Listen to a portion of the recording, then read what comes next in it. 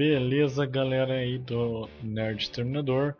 Hoje eu vou fazer um podcast sobre ou vídeo. Se eu estiver vendo vídeo no YouTube, provavelmente você vai estar vendo só uma imagem estática aí, mas só para colocar esse podcast no YouTube. Vou falar hoje sobre o processador, como ele funciona e tudo mais.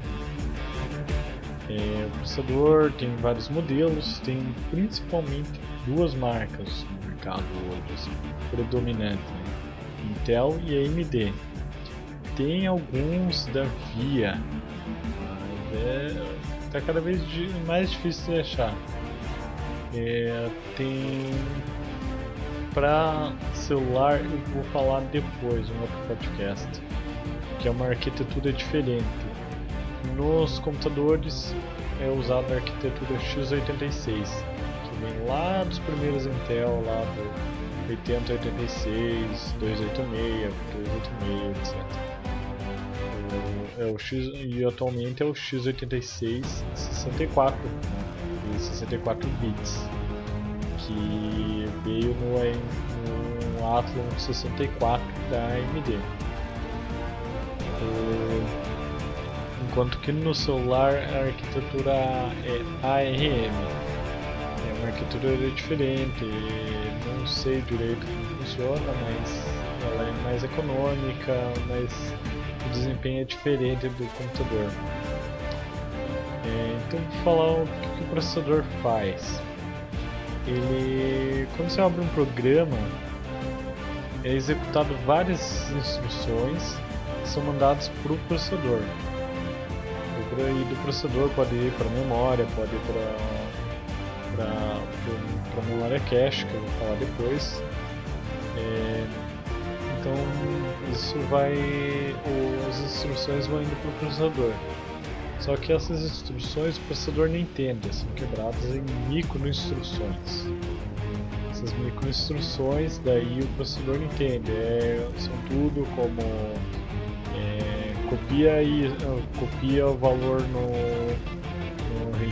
registrador tal, ou exclui o valor do registrador tal, e é tudo isso que faz. Quando é programado, o programa em alguma linguagem, né, de programação, se usa várias instruções, mas o compilador ele vai converter depois essas instruções para essas micro-instruções que o processador entende. Então, com várias instruções simples, assim, nada de muito complexo. O processador ele faz basicamente isso. Só vai instruções, faz alguns cálculos, só isso. Assim, não é nada de muito complexo. Então agora vamos falar do clock. O clock ele é quantas vezes que o processador consegue fazer um ciclo de microinstruções. Então cada ciclo de microinstrução é 1 Hz. Então para você ver 1 MHz, se eu não me engano é 1000 ou 100 mil Hertz. Não, 1 MHz é 1 milhão de Hertz. E 1 GHz é 1 bilhão de Hertz. Então, para você ver como que os processadores atuais são muito, muito rápidos. Porque os processadores eles já estão na casa aí do AMD, tem um modelo que por padrão vem a 4.7 GHz. E no começo o Intel 8086 ele tinha 4.7 MHz. Aí para vocês verem a comparação aí de quando começou lá no Intel 8086, 286 até hoje. Assim, houve muito avanço assim, nessa parte do clock. A Intel tinha falado, não lembro não lembro em que ano a Intel falou que teríamos processador de 25 GHz. Por que isso não aconteceu? Porque quanto mais mais ciclo de microinstruções ele vai fazendo, né? A cada clock ele acaba gerando, quanto maior o clock, ele acaba gerando mais calor e consumindo mais energia. O problema da energia não é tanto, hoje está, digamos, se resolvendo, porque as novas arquiteturas são otimizadas e vem consumindo menos. Mas a questão do calor, nem com water cooler, nem nada assim, você consegue colocar um processador de 25 GHz. Acho que o recorde do overclock, o clock máximo que atingiram é 8 GHz alguma coisa. Isso foi a nitrogênio líquido.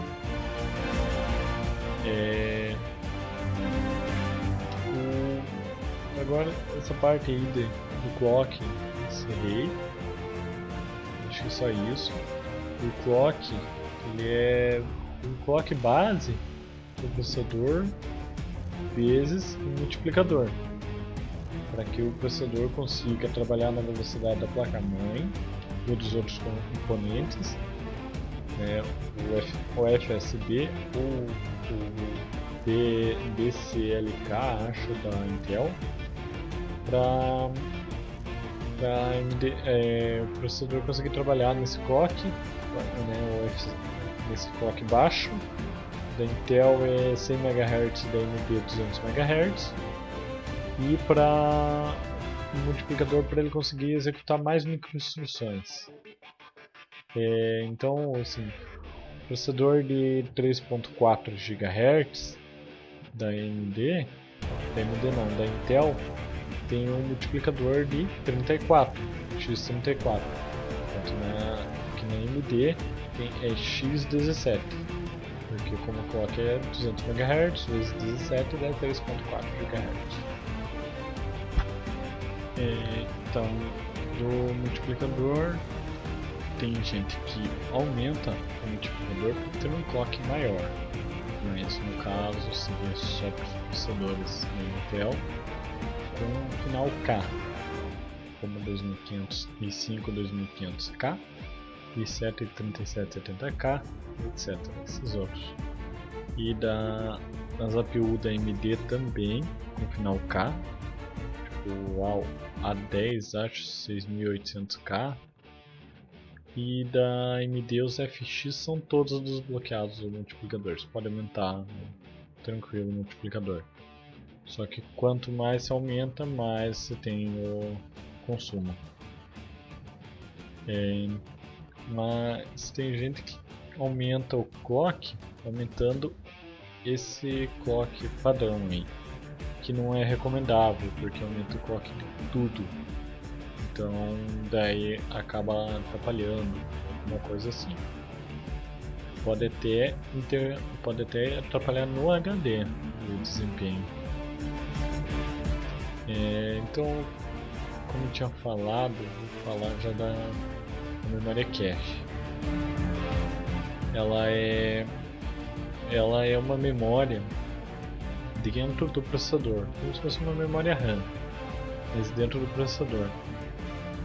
Surgiu a necessidade da memória cache por causa do que estava ficando muito lento a comunicação entre o processador e a memória. Ficou lento, então como podemos fazer para aumentar a velocidade do processador, a comunicação do processador com a memória? Colocar uma memória mais perto do processador. Porque nessa época os processadores não eram em socket, como a gente tem atualmente. Eles eram em slot, como se fosse um cartucho de videogame. Então, e dentro desse cartucho ele era o processador normal, tinha o núcleozinho dele. Então, lá no pouquinho antes que começaram a colocar, foi no 486 da Intel. Eles colocaram memória dentro ali, juntinho do núcleo. porque a distância é menor, então a memória é menor e consegue ser mais rápida, né? E primeiro colocaram 8 KB, hoje não é nada isso. E depois aumentaram, foram aumentando. E hoje tem vários níveis de memória cache. Tem a memória cache L1, L2 e L3. Tem alguns, acho que existe processador com memória cache L4, não sei dizer qual.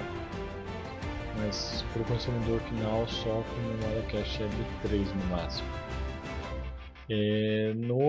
Acabou sendo no Pentium 2, a memória cache L1 ela começou a ser dividida em dois níveis, digamos.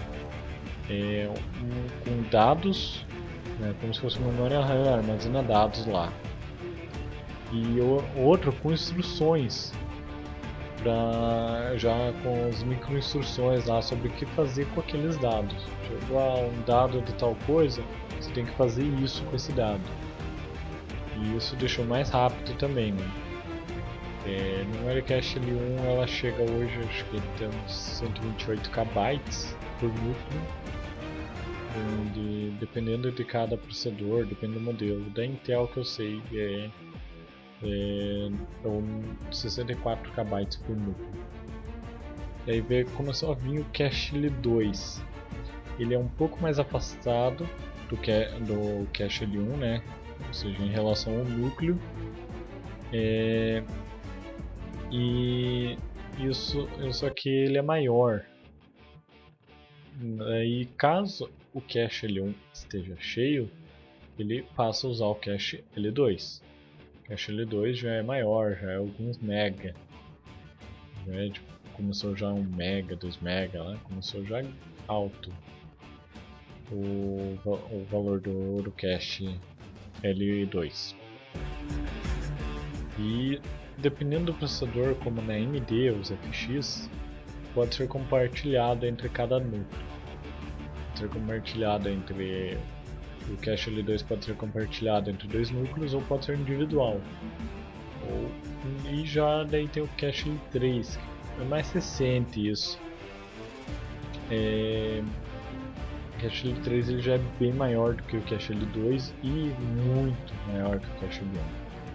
E ele armazena daí, caso o cache L2 esteja cheio, ele passa para o cache L3, que é mais afastado do núcleo e é mais lento. Se for maior, ele é mais lento.